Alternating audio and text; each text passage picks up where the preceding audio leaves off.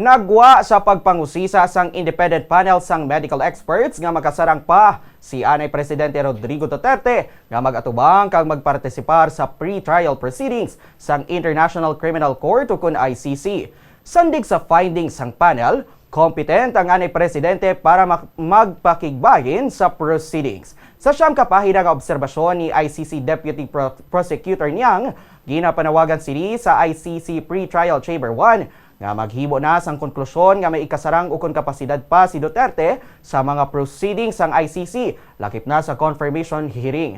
Sunod kay niyang, sandig sa medical experts nakahangop si Duterte sa kaso kag sa mga ebidensya. Nahangpan sini ang pagpatigayon, ang katuyuan, kag ang konsekwensya dala sang pre-trial proceedings. Makahatag maninis ang instruction sa iya mga abogado para sa preparasyon sa pagdepensa sa iya.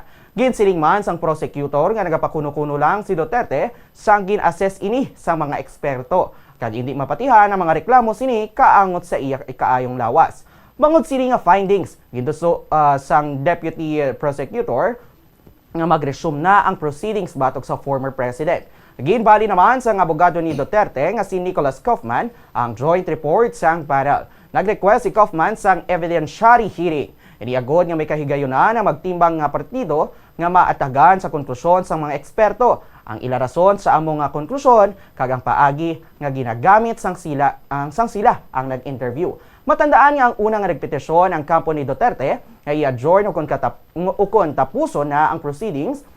Mangod malipato na si Duterte gani nga unfit na ini ukon hindi makasarang nga mag-atubang sa trial. Kung balikan, nagtukod ang ICC sang panel nga ginabugusan sang tatlo ka mga eksperto nga may espesyalisasyon sa forensic psychiatry, neuropsychology, kag geriatric kag behavioral neurology. Sila gidsugo nga magdeterminar kung nagasuprer bala si Duterte sa anuman nga medical condition nga makaapekto sa iyang abilidad nga magsunod o kung makipagbahin sa nagapadayon nga pre-trial proceedings.